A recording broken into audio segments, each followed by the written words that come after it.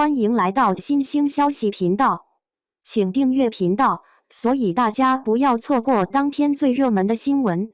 我们今天的时事通讯包括以下内容：风吹半夏大结局，许半夏成长了，赵丽颖也成长了。人是复杂的，不能单纯的以好坏来判定。命运所有的馈赠都已按中标好了价格，种下什么因，皆有什么果。01风吹半夏大结局了，这部剧的结局还是让我蛮意外的，意外中带着满意和欣喜。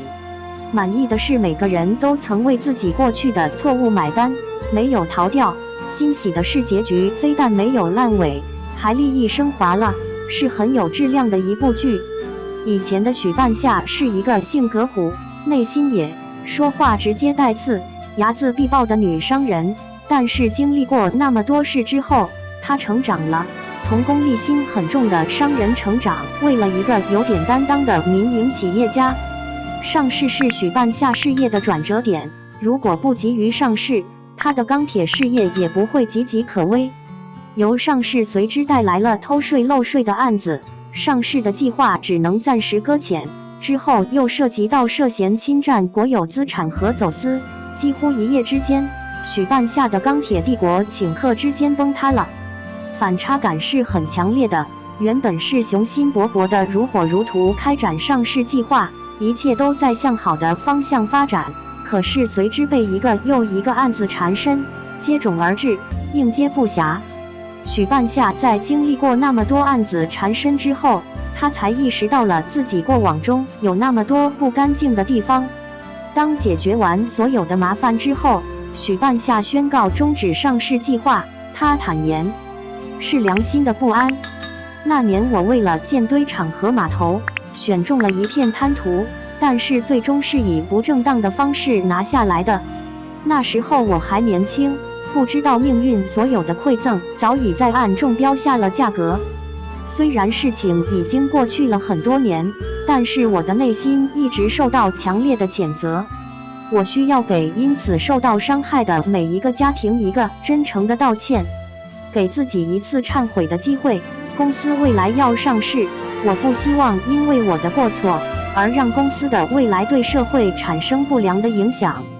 他跟童潇琪选择认罪自首，滩涂被污染那件事是他们做错了，即便他不是那件事情的主导者，但事情是因他而起。他因为滩涂污染趁机发展了自己的事业，越做越大。可是村民们呢？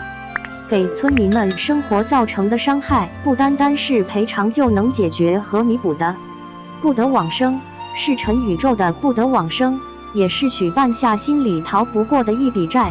这笔债不是靠天道轮回来完成的，必须的认罪，得受到相应的惩罚和付出代价。他们当年创业的时候，怀揣着满腔的热情，太年轻了，也没有认识到事情的严重性，以为时间过了，一切就能当作没有发生过吗？种下什么因，皆有什么果，逃脱不掉。风吹半夏可以说是许半夏的成长线，他的成长是相当野蛮的，在那个时代背景下，他投机取巧，也的确是抓到了好的机遇，获得了巨大的利润回报。一个收废品的卖废钢的小妹，怎么就成长为了一个钢铁帝国的掌门人？而且不单单是钢铁这个行业，还投资了物流、互联网领域。许半夏一直觉得自己很遵纪守法，但其实他野蛮生长的路上还是钻了不少空子。他跟武建设他们必须要为曾经的发家史中不符合法律、没有遵守法律法规的部分付出代价。许半夏成长了，武建设老裘他们也成长了，但我个人不是很喜欢武建设的部分。武建设只掌守二钢的时期，为了赚快钱，唯利是图，肆意排放污水，置相关法律法规于不顾。他好像没有受到什么惩罚，摇身一变又成了宇宙钢铁的二把手。赵丽颖演绎许半夏很到位，尤其是最后4集，许半夏在处理一切的时候没有怨言，没有哭闹，没有崩溃，经历了那么多事情全都扛住了。他的扛，要去面对，这是他的成长和成熟。02，我们再来谈谈赚钱。一开始，许半夏创业当然是为了赚钱，他也发财了，他渐渐成为了一个商人。可什么才是企业家呢？企业家是你个人跟社会联系的越来越紧密，是你要承担更多的社会责任，要对自己有更高的要求。我看到许半夏大手一挥给小苏投资发展互联网的时候，很不理解，就这么把钱给出去了。可是后来又转念一想，人到了一定的高度，赚钱已经不是你个人的最高追求的，而是要做大事，要把更多的事业给做起来，要帮助更多有才华、有追求的年轻人。是投资，是伯乐，更是对事业发展的前瞻。追求的目标早已经变了，挣钱也是目标，但绝不是唯一，也不是最重要的目标。马云曾说过，我对钱不感兴趣，因为挣钱对于他而言太简单了，随随便便就把钱挣了。我曾经特别狭隘想那些有钱的企业家，他们拥有10亿、100亿甚至上千亿的身价是多么成功啊，还折腾什么？怎么不去过闲云野鹤的生活？后来石哥跟我说，财富累积到一定程度，多少钱算多呢？那些成功的企业家，他们无需去关注自己挣钱的多少，钱对他们而言不过就是个数字。他们什么都有了，他们还会有其他更应该关注的事情，就是社会担当和责任感。风吹半夏的结局达到了让人拍手叫好的程度，他讲述的可不是什么单纯的个体的团圆和和解，而是所有人的成长。一个人想不被淘汰，你就得随着时代的发展前进，不能再按照原有的老方法做事。如果你一直不变，那么你终究会被时代所抛弃。从野蛮生长到风吹半夏，名字改得甚好。野蛮生长讲的是许半夏如何发展起来的，风吹半夏强调的是经历过一切挫折之后的坦然面对和放下。大结局最后那几集，许半夏和童潇奇去了以前的很多地方，他们在收集自己过往的记忆，在想这些年发生的很多事。他们想到了小陈，想到了自己的第一桶金是怎么赚来的，一步步才有了今日这样的发展。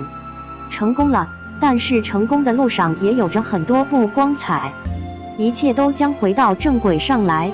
你唯有成长和承担，才可以走得更为长远。许半夏成长了，但是成熟的不仅仅是他，还有童潇奇、夜猫、武建设以及他们所有人，还有高会长，他们对一个时代的发展有了更为清晰的认知。要承认过去的不足，要对过去的所作所为付出代价，更要跟随着时代的发展，迎风向前，坦然面对机遇和挑战。03，赵丽颖也成长了。风吹半夏这部剧让我们看到了全新的赵丽颖，她属于85花里面转型相当成功的一位。我以前会觉得赵丽颖瘦瘦小小的挑战不了商界女大佬的角色，感觉她没有厚重感。但是看过《风吹半夏》之后，我发现赵丽颖身上已经有了那个厚重感，她的演技又得到了进一步的提升。我们在《风吹半夏》里看到了赵丽颖的敬业和真诚，以及对演戏这个行业的喜欢。毁容式的演技，在现在国产剧滤镜浮夸的大背景下，敢于挑战无滤镜。我都不记得我是多久没有看过无滤镜的电视剧了。赵丽颖是一个对自我要求很高，对演艺事业有追求的好演员。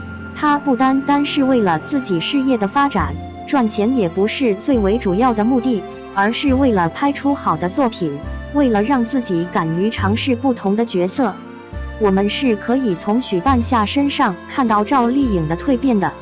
我本对国产剧不抱什么希望，但是看过这部剧之后，我又有了新的期待。在现在这个时代背景下，还是会有人真正热爱一个行业，然后再踏踏实实的做事。他能让自己静下心去认真打磨一个好的角色。你唯有真的有那个实力，身上有韧劲，敢于尝试不同的角色，才会走得更为之长远。赵丽颖是个值得让人称赞和敬佩的好演员。从陆贞到花千骨，从薛杉杉到知否里的明兰，再到现在的和幸福何许半夏，每一个角色都深入人心。赵丽颖的成长不是野蛮生长，而是更脚踏实地。看懂了风吹半夏的大结局，你也就会懂得赵丽颖之后的路会越走越好。一个好演员，值得被所有喜欢她的人看见。祝福赵丽颖，也期待她的下一部戏。今日话题：风吹半夏大结局是你所期待的吗？欢迎留言讨论。